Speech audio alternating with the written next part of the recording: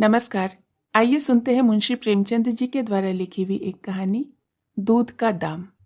दोस्तों, अगर आपको मेरे चैनल के कंटेंट अच्छे लगते हो तो मैं आपसे अनुरोध करूंगी कि मेरे चैनल को ज़रूर सब्सक्राइब करें और साथ ही साथ बेल आइकन भी प्रेस करें ताकि मेरे द्वारा अपलोड की हुई कहानियाँ सबसे पहले आप तक पहुँचे। धन्यवाद। तो आइए सुनते हैं दूध का दाम। अब बड़े बड़े शहरों में दाइयाँ, नर्सें, लेडी डॉक्टर सभी पैदा हो गई हैं, लेकिन देहातों में जच्चे खानों पर अभी तक भंगिनों का ही प्रभुत्व है और निकट भविष्य में इसमें कोई तब्दीली होने की आशा नहीं। बाबू महेश नाथ अपने गांव के जमींदार थे, शिक्षित थे और जच्चे खानों में सुधार की आवश्यकता को मानते थे, लेकिन इसमें जो बाधाएं थीं उन पर कैसे विजय पाते। कोई नर्स देहात में जाने पर राजी न हुई और बहुत कहने सुनने से राजी भी हुई तो इतनी लंबी चौड़ी फीस मांगी कि बाबू साहब को सिर झुकाकर चलने के सिवाय और कुछ न सूझा। लेडी डॉक्टर के पास जाने की उन्हें हिम्मत न पड़ी। उनकी फीस पूरी करने के लिए तो शायद बाबू साहब को अपनी आधी जायदाद बेच देनी पड़ती। इसीलिए जब 3 कन्याओं के बाद वह चौथा लड़का पैदा हुआ तो फिर वही गूदड़ था और वही गूदड़ की बहू। बच्चे अक्सर रात को ही पैदा होते हैं। एक दिन आधी रात को चपरासी ने गूदड़ के द्वार पर ऐसी हाँक लगाई कि पास पड़ोस में भी जाग पड़ गई। लड़की न थी कि मरी आवाज में पुकारता। गूदड़ के घर में इस शुभ अवसर के लिए महीनों से तैयारियां हो रही थीं। भय था तो यही कि फिर बेटी न हो जाए, नहीं तो वही बंधा हुआ 1 रुपया और एक साड़ी मिलकर रह जाएगी। इस विषय में स्त्री पुरुष में कितनी ही बार झगड़ा हो चुका था। शर्त लग चुकी थी। स्त्री कहती थी, अगर अब की बेटा न हो तो मुंह न दिखाऊं। हाँ, मुंह न दिखाऊं, सारे लक्षण बेटे के ही हैं। और गूदड़ कहता था, देख लेना बेटी होगी और बीच खेत बेटी होगी। बेटा निकले तो मूछे मुड़ा लूं। हाँ, मूछे मुड़ा लूं। शायद गूदड़ समझता था कि इस तरह अपनी स्त्री में पुत्र कामना को बलवान करके वह बेटे की अवाई के लिए रास्ता साफ कर रहा है। भूंगी बोली, अब मूछे मुड़ा ले दाढ़ीजार। कहती थी ना कि बेटा होगा, सुनता ही न था, अपनी ही रट लगाया जाता था। मैं आप तेरी मूछे मूंडूंगी, खूंटी तक तो रखूंगी ही नहीं। गूदड़ ने कहा, अच्छा मूड़ लेना भली मानस, मूछे क्या फिर न निकलेंगी। तीसरे दिन देख लेना फिर ज्यों की त्यों है, मगर जो कुछ मिलेगा उसमें आधा मैं रखूंगा, कहे देता हूँ।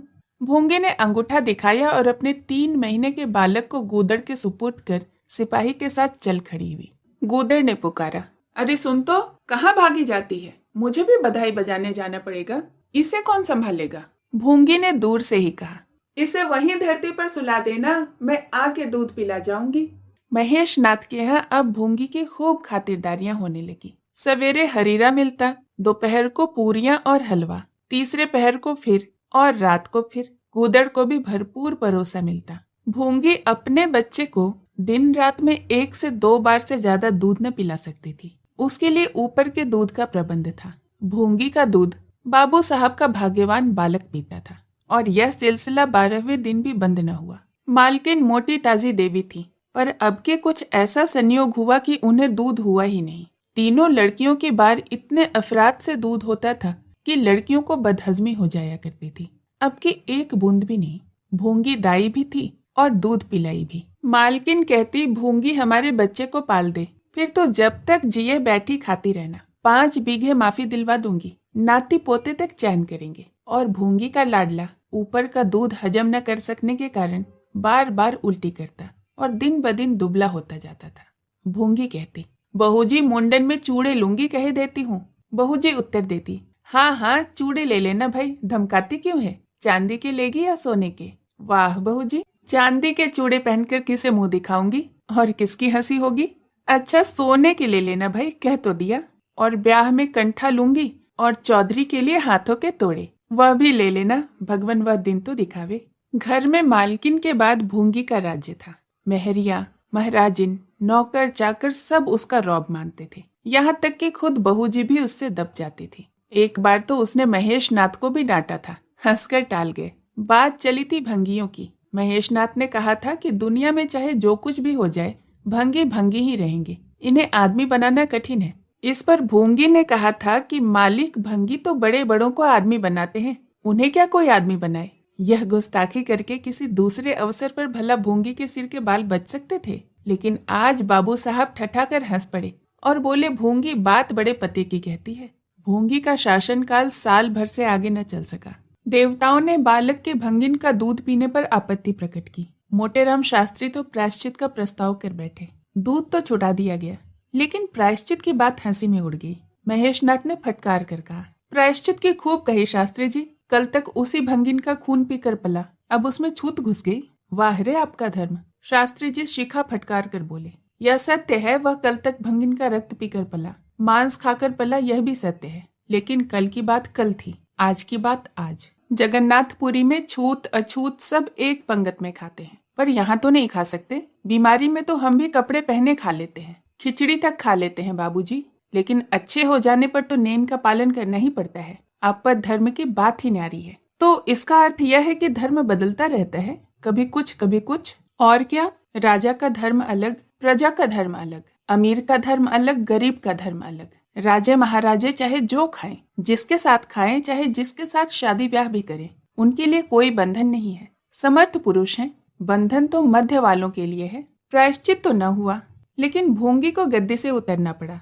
हाँ, दान दक्षिणा इतनी मिली कि वह अकेले न ले जा सकी, और सोने के चूड़े भी मिले। एक की जगह 2 नई साड़ियां, मामूली नैनसुख वाली नहीं, जैसी लड़कियों के बार मिली थी। इसी साल प्लेग ने जोर का बांध पकड़ा और गूदड़ पहले ही चपेट में आ गया। भूंगी अकेली रह गई, पर गृहस्थी ज्यों की त्यों चलती रही। लोग ताक लगाए बैठे थे कि भूंगी अब गई। फला भंगी से बातचीत हुई, फला चौधरी आए, लेकिन भूंगी न कहीं आई न कहीं गई। यहाँ तक कि 5 साल बीत गए और उसका बालक मंगल दुर्बल और सदा रोगी रहने पर भी दौड़ने लगा।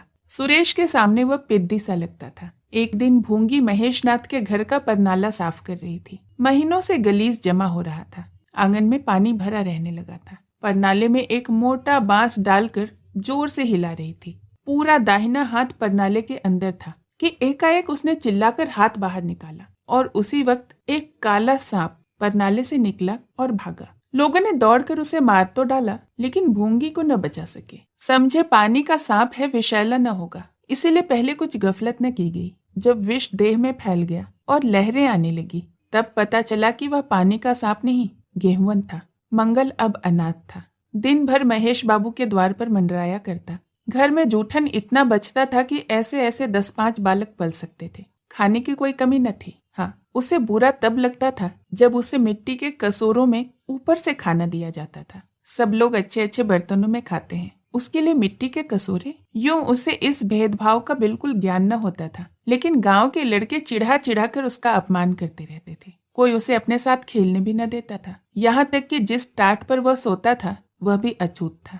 मकान के सामने एक नीम का पेड़ था, इसी के नीचे मंगल का डेरा था। एक फटा सा टाट का टुकड़ा, 2 मिट्टी के कसूरे और एक धोती, जो सुरेश बाबू की उतरन थी। जाड़ा, गर्मी, बरसात, हर एक मौसम में वह जगह एक सी आरामदायक थी। और भाग्य का बली मंगल झुलसती हुई लू, गलते हुए जाड़े, मूसलाधार वर्षा में भी जिंदा और पहले से कहीं अधिक स्वस्थ था। बस उसका कोई अपना था तो गांव का एक कुत्ता, जो अपने सहवर्गियों के जुल्म से दुखी होकर मंगल की शरण में आ पड़ा था। दोनों एक ही खाना खाते, एक ही टाट पर सोते। तबीयत भी दोनों की एक ही सी थी और दोनों एक दूसरे के स्वभाव को जान भी गए थे। कभी आपस में झगड़ा न होता था। गांव के धर्मात्मा लोग बाबू साहब की इस उदारता पर आश्चर्य करते। ठीक द्वार के सामने 50 हाथ भी न होगा मंगल का पड़ा रहना उन्हें 16 आने धर्म विरुद्ध जान पड़ा। छी, यही हाल रहा तो थोड़े दिनों में धर्म का अंत ही समझो। भंगी को भी भगवान ने ही रचा है, यह हम भी जानते हैं। उसके साथ हमें किसी तरह का अन्याय न करना चाहिए, यह किसे नहीं मालूम। भगवान का नाम ही तो पतित पावन है, लेकिन समाज की मर्यादा भी तो कोई वस्तु है। उस द्वार पर तो जाते भी संकोच होता है। गांव के मालिक हैं तो जाना तो पड़ता ही है, लेकिन बस यही समझ लो कि घृणा होती है। मंगल और टॉमी में गहरी बनती थी। मंगल कहता, देखो भाई टॉमी, जरा और खिसक कर सो, आखिर मैं कहाँ लेटूं? सारा टाट तो तुमने ही घेर लिया। टॉमी कूं कूं करता, दुम हिलाता और खिसक जाने के बदले और ऊपर चढ़ जाता तथा मंगल का मुंह चाटने लगता। शाम को रोज मंगल एक बार अपना घर देखने और थोड़ी देर रोने जाता। पहले साल फूस का छप्पर गिर पड़ा, दूसरे साल एक दीवार गिरी और अब केवल आधी आधी दीवारें खड़ी थी, जिनका ऊपरी भाग नोकदार हो गया था। यहीं उसे स्नेह की संपत्ति मिली थी। वही स्मृति, वही आकर्षण, वही प्यार उसे उस उजड़ में खींच ले जाता था और टॉमी सदैव उसका साथ देता था। मंगल नोकदार दीवार पर बैठ जाता और जीवन के बीते और आने वाले स्वप्न देखने लगता। और बार बार टॉमी उछलकर उसके गोद में बैठने की असफल चेष्टा करता। एक दिन कई लड़के खेल रहे थे। मंगल भी पहुंचकर दूर खड़ा हो गया। या तो सुरेश को उस पर दया आई या खेलने वालों की जोड़ी पूरी न पड़ती थी, कह नहीं सकते। जो भी हो, तजवीज की कि आज मंगल को भी खेल में शरीक कर लिया जाए। यहाँ कौन देखने आता है? क्यों रे मंगल, खेलेगा? मंगल बोला, ना भैया, कहीं मालिक देख ले तो मेरी चमड़ी उधेड़ दी जाए। तुम्हें क्या, तुम तो अलग हो जाओगे। सुरेश ने कहा, तो यहाँ कौन देखने आता है बे? चल, हम लोग सवार सवार खेलेंगे। तू घोड़ा बनेगा और हम लोग तेरे ऊपर सवारी करके तुझे दौड़ाएंगे। मंगल ने शंका जाहिर की। मैं बराबर घोड़ा ही बना रहूंगा कि सवारी भी करूंगा, यह तो बता दो। प्रश्न टेढ़ा था, किसी ने इस पर विचार न किया था। सुरेश ने एक क्षण विचार करके कहा, तुझे कौन अपनी पीठ पर बिठाएगा? सोच, आखिर तू भंगी है कि नहीं? मंगल भी कड़ा हो गया, बोला, मैं कब कहता हूँ कि मैं भंगी नहीं हूँ, लेकिन तुम्हें मेरी ही माँ ने अपना दूध पिलाकर पाला है। जब तक मुझे भी सवारी करने को न मिलेगी मैं घोड़ा न बनूंगा। तुम लोग बड़े चतुर हो, आप तो मजे से सवारी करोगे और मैं घोड़ा ही बना रहूं। सुरेश ने डांट कर कहा, तुझे घोड़ा तो बनना ही पड़ेगा। और मंगल को पकड़ने दौड़ा। मंगल भागा, सुरेश ने दौड़ाया। मंगल ने कदम और तेज किया, सुरेश ने भी जोर लगाया, मगर वह बहुत खा खा कर थुलथुल हो गया था और दौड़ने में उसकी सांसें फूलने लगती थी। आखिर उसने रुक कर कहा, आकर घोड़ा बनो मंगल, नहीं तो कभी पा जाऊंगा तो बुरी तरह पीटूंगा। तुम्हें भी घोड़ा बनना पड़ेगा। अच्छा, हम भी बन जाएंगे, तुम पीछे से निकल जाओगे। पहले तुम घोड़ा बनो, मैं सवारी कर लूं, फिर मैं बनूंगा। सुरेश ने सचमुच उसे चकमा देना चाहा था। मंगल का यह मुतालबा सुनकर साथियों से बोला, देखते हो इसकी बदमाशी, भंगी है ना? तीनों ने मंगल को घेर लिया और उसे जबरदस्ती घोड़ा बना दिया। सुरेश ने चटपट उसकी पीठ पर आसन जमा लिया और टिक टिक करके बोला, चल घोड़े चल। मंगल कुछ देर तक तो चला, लेकिन उस बोझ से उसकी कमर टूटी जाती थी। उसने धीरे से पीठ सिकोड़ी और सुरेश की रान के नीचे से सरक गया। सुरेश महोदय लत से गिर पड़े और भोपू बजाने लगे। माँ ने सुना सुरेश कहीं रो रहा है। सुरेश कहीं रोए तो उनके तेज कानों में जरूर भनक पड़ जाती थी और उसका रोना भी बिल्कुल निराला होता था, जैसे छोटी लाइन की इंजन की आवाज। मेहरी से बोली, देख तो, सुरेश कहीं रो रहा है, पूछ तो किसने मारा। इतने में सुरेश खुद आंखें मलता हुआ आया। उसे जब रोने का अवसर मिलता तो माँ के पास फरियाद लेकर जरूर आता था। माँ मिठाई या मेवे देकर आंसू पोंछ देती थी। आप थे तो 8 साल के, मगर थे बिल्कुल गावदी। हद से ज्यादा प्यार ने उसकी बुद्धि के साथ वही किया जो हद से ज्यादा भोजन ने उसकी देह के साथ। माँ ने पूछा, क्यों रोता है सुरेश, किसने मारा? सुरेश ने रोकर कहा, मंगल ने छू दिया। माँ को विश्वास न आया। मंगल इतना निरीह था कि उसे किसी तरह की शरारत की शंका न होती थी, लेकिन जब सुरेश कस्में खाने लगा तो विश्वास करना लाजमी हो गया। मंगल को बुलाकर डांटा, क्यों रे मंगल, अब तुझे बदमाशी सूझी है? मैंने तुझसे कहा था ना कि सुरेश को कभी छूना मत, याद है कि नहीं? बोल। मंगल ने दबी आवाज में कहा, याद क्यों नहीं है? तो फिर तूने उसे क्यों छुआ? मैंने नहीं छुआ। तूने नहीं छुआ तो वो रोता क्यों था? गिर पड़े, इसी से रोने लगे। चोरी और सीना जोरी। देवी जी दांत पीस कर रह गई। मारती तो उसी दम स्नान करना पड़ता, छड़ी तो हाथ में लेनी ही पड़ती, और छूत का विद्युत प्रभाव इस छड़ी के रास्ते उनकी देह में पैवस्त हो जाता। इसलिए जहां तक गालियां दे सकी दी और हुक्म दिया कि अभी यहाँ से निकल जा, फिर जो इस द्वार पर तेरी सूरत नजर आई तो खून ही पी जाऊंगी। मुफ्त की रोटियां खा खा कर शरारत सूझती है। मंगल में गैरत तो क्या थी, हाँ डर था। चुपके से अपने सकोरे उठाए, टाट का टुकड़ा बगल में दबाया, धोती कंधों पर रखी और रोता हुआ वहां से चल पड़ा। अब वह यहाँ कभी ना आएगा। यही तो होगा ना कि भूखों मर जाएगा। क्या हर्ज है, इस तरह जीने से क्या फायदा? गांव में उसके लिए और कहाँ ठिकाना था। भंगी को कौन पनाह देता। उसी खंडहर की ओर चला जहां भले दिनों की स्मृतियां उसके आंसू पोंछ सकती थी, और खूब फूट फूट कर रोया। उसी क्षण टॉमी भी उसे ढूंढता हुआ आ पहुंचा और फिर दोनों अपनी व्यथा भूल गए। लेकिन ज्यों-ज्यों दिन का प्रकाश क्षीण होता जाता था, मंगल की ग्लानि भी क्षीण होती जाती थी। बचपन को बेचैन कर देने वाली भूख देह का रक्त पी पी कर और भी बलवान होती जाती थी। आंखें बार बार कसोरों की ओर उठ जाती थी। वहां अब तक सुरेश की जूठी मिठाइयां मिल गई होती, यहाँ क्या धूल फाके। उसने टॉमी से सलाह की कि क्या खाओगे टॉमी, मैं तो भूखा लेट रहूंगा। टॉमी ने कूं कूं करके शायद यह कहा कि इस तरह का अपमान तो जिंदगी भर सहना है, यूं हिम्मत हारोगे तो कैसे काम चलेगा।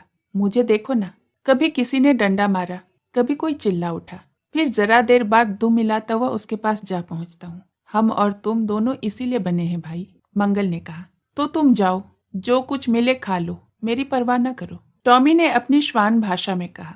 अकेला नहीं जाता, तुम्हें साथ लेकर चलूंगा। मैं नहीं जाता तो मैं भी नहीं जाता। भूखों मर जाओगे तो क्या तुम जीते रहोगे? मेरा कौन बैठा है जो रोएगा? यहाँ भी वही हाल है भाई। कुंवार में जिस कुतिया से प्रेम किया था उसने बेवफाई की, अब कल्लू के साथ है। खैरियत यही हुई कि अपने बच्चे साथ लेते गई, नहीं तो मेरी जान गाढ़े में पड़ जाती। 5-5 बच्चों को कौन पालता? एक क्षण के बाद भूख ने एक दूसरी युक्ति सोच निकाली।